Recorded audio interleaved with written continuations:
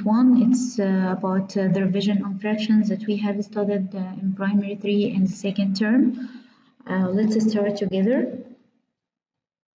First, we are going to revise what is the meaning of fractions. If I have a shape like this and it's divided into 5 equal parts, so I'm going to represent these colored parts as 2 over 5.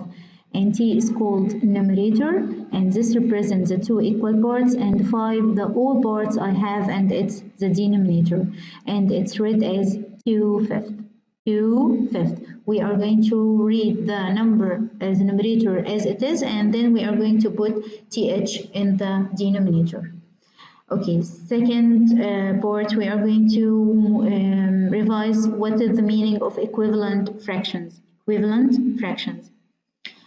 If I have this shape and this shape is divided into 2 equal parts, here 4 equal parts, here 1, 2, 3, 4, 5, 6 equal parts, here 1, 2, 3, 4, 5, 6, 7, 8 equal parts, and here 1, 2, 3, 4, 5, 6, 7, 8, 9, 10 equal parts. First, I have to color half of each figure. I'm going to color half of each figure. So here I'm going to color half. Here I'm going to color 2 parts because they are half also. Here I'm going to color 3, and here 4, and here 5. They are different number of parts, but they are all the same. They are all half the shape. So I can say that 1/2 equal 2/4 equal 3/6 equal 4/8 and 5/10. Okay, so they are all equivalent fraction. So what is the meaning of equivalent fraction? Equivalent fractions means that I have many fractions. They are different in numerator and denominator, but they are all have the same value. Okay, let's see a rule of the equivalent fraction. That equivalent fraction can only be made by multiplying or dividing, no adding, no subtraction. And whatever I do to the numerator, the top number, I have got to do to the denominator, the bottom number. Don't forget this rule. So equivalent fraction can only be made by multiplying or dividing. Forget adding and subtraction in equivalent fraction, okay? And whatever I do to the numerator or the top, I have got to do to the denominator or the bottom. Okay. Here I have the fraction half, and I want to know how half is equivalent to 2 over 4 or 3 over 6 or 4/8 or 5/10. Let's see together. Half and 2/4. I'm going to know how half is equivalent to 2/4.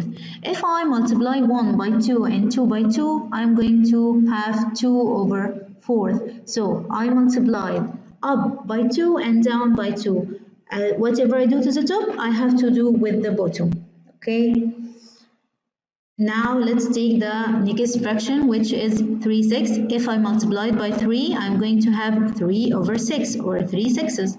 What about 4 over 8? I'm going to multiply by 4 in the top and bottom. And 5 over 10, I'm going to multiply by 5. So I got 5 over 10 or 5/10, sorry, 5/10. So whatever I do to the top, I have got to do to the bottom. This is the rule of the equivalent fraction, and I will only use multiply or divide. The fraction 3 over 4 or 3/4, I have to get an equivalent fraction to this fraction. What if I use a fraction of 2? So I'm going to multiply by 2 up and down. 3 times 2 equals 6, and 4 times 2 equal 8. So this is the equivalent fraction of 3 over 4. Okay, what if I use a factor 3?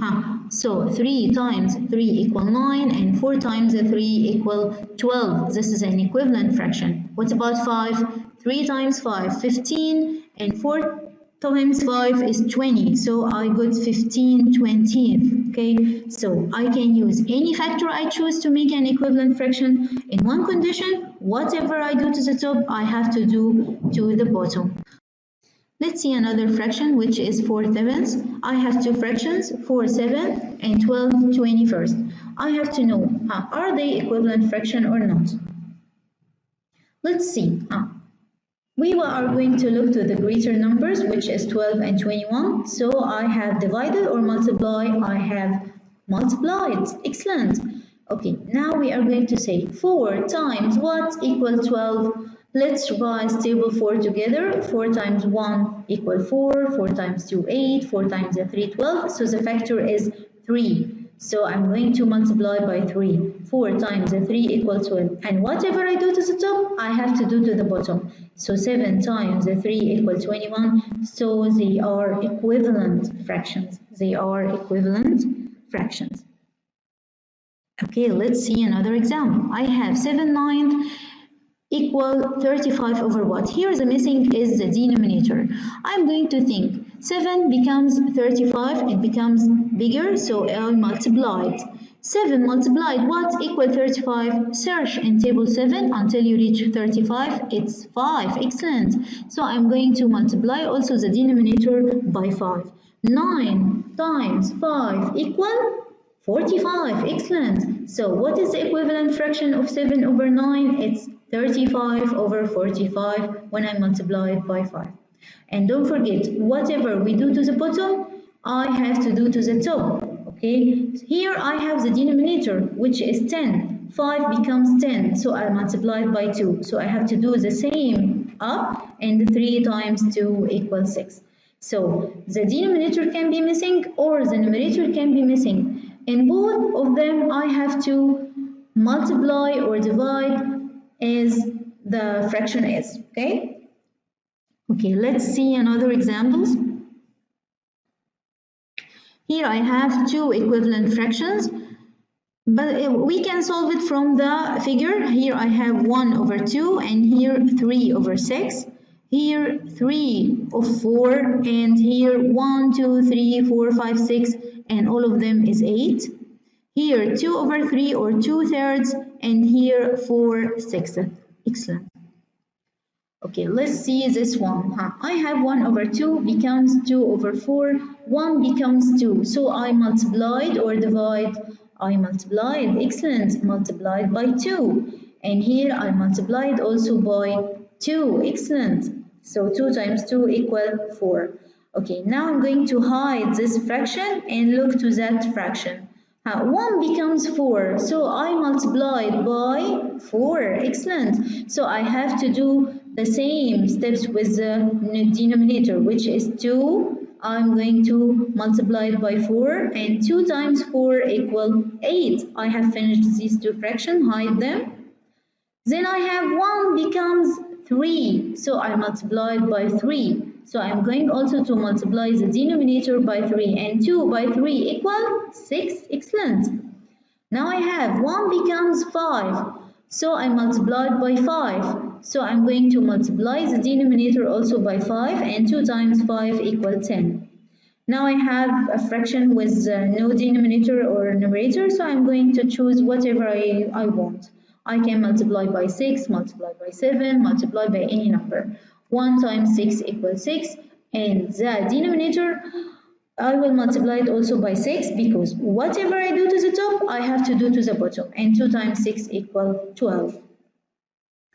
Okay, next one is 1, the whole 1, and I know in the whole 1 or the 1 whole that numerator must be the same as the denominator. So here I'm going to write 4, here 2, here 7, here 5, 3, and here any two numbers you choose. I choose 8. So 8 over 8. Okay, let's see another exercise. 2 over 5 equal 4 over what? Here the numerator is ready for us to use. 2 becomes 4, it becomes greater or bigger, so I'm going to multiply. 2 by what equal 4? 2 by 2, excellent. So I'm going to multiply also 5 by 2. 5 by 2 equal 10, excellent. Next one, here I have the denominator. 3 becomes 9. 3 times what equal 9? 3 times 3. So I'm going to multiply also the numerator by 3, and 2 by 3 equal 6. Excellent. Next one, 2 becomes 4, so I multiplied by 2, so I'm going to do the same here, and 1 times 2 equal 2. Here the denominator is ready, so 5 becomes 25, I multiplied it by 5. So 5 by 5 equal 25, and 4 by 5 equal 20.